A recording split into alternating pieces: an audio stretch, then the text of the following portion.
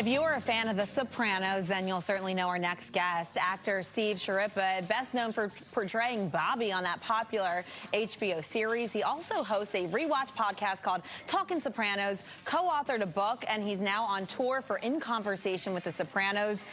You can see Steve and other cast members in person Saturday, September 23rd at the Capitol Turnaround in Southeast, right here in D.C. First, though, he joins us live to talk all about the tour and more. Steve, welcome to D.C. A great big good morning to you. Hey, Erin, how you doing? How are you? Good. I'm so happy you're joining us. I'm also Italian-American, grew up right outside of Philly. I know you're a Brooklyn guy. And the conversations y'all have, because you came up with the guys from The Sopranos, what can we expect from this intimate gathering with you? Well, you know, we've been doing the show for a number of years now. We've toured Australia. We've toured all over the country. We're very happy to be coming to D.C. for the first time. And we have a comic with us, Joey Cola, and it's myself, Michael Imperioli, and Vinny Pastore. And what we do is Joey comes out. He does about 15, 20 minutes of comedy. We show clips from the show. We show slides from the show. And we tell stories, behind-the-scenes stories, never before heard stories from only the people that have been there. They're all comedy-driven, very funny, how we got the job, the auditions, a lot of behind-the-scenes stuff. Michael Imperioli talks about how between scenes one day, him and Jim Gandolfini had to throw a dummy off a cliff, and they got so drunk in between scenes that they had to be chained to the tree. What? So they don't fall off the cliff. So there's a lot of behind-the-scenes stuff, and then we do a Q&A with the audience. We do a tribute to Jim Gandolfini and Tony Sirico, our dear friends who passed away, and it's really a fun night. And if you're a Soprano fan, I promise you will have fun and find out things that you never knew before.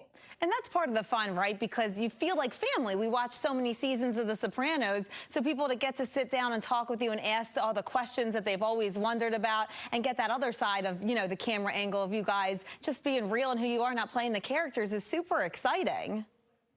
Well, yeah, it's great. And there's a whole new generation of younger people. Don't forget the show went off the air in 2007, but there's a whole generation of kids in their late teens, in the college kids. Every single day they come up to me, we're watching the show. I was too young to watch it when my parents did the first time. I'm watching it now. So there's more people watching The Sopranos now than when it first came out on HBO. There was only 11 million people at HBO.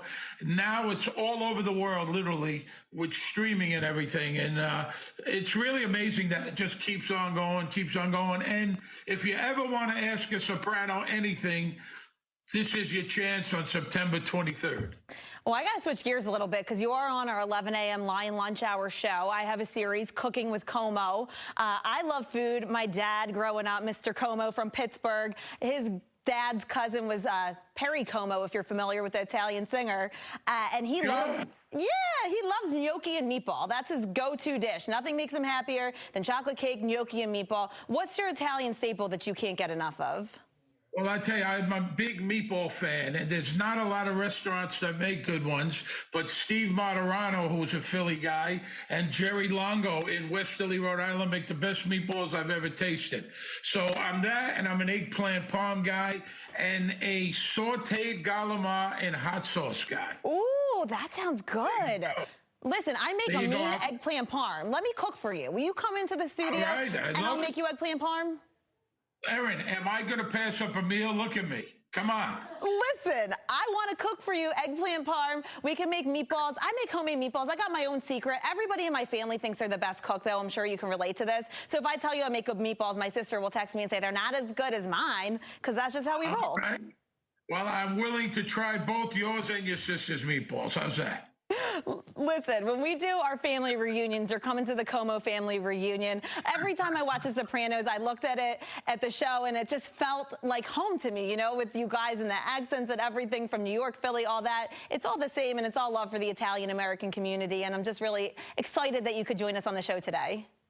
Thank you very much. Thanks for having me. You know, I always say Italian Americans all over the country, we all look alike, we all dress alike, we all curse alike, but we have different accents. It's amazing. That's so true. Like if you go to any Italian American family dinner, you have to literally yell to get a word in, and people will be screaming at each other, but they'll hug afterwards because that's just the way Sunday dinner goes. Absolutely. And you know, when we were doing The Sopranos all those years, it really became a family.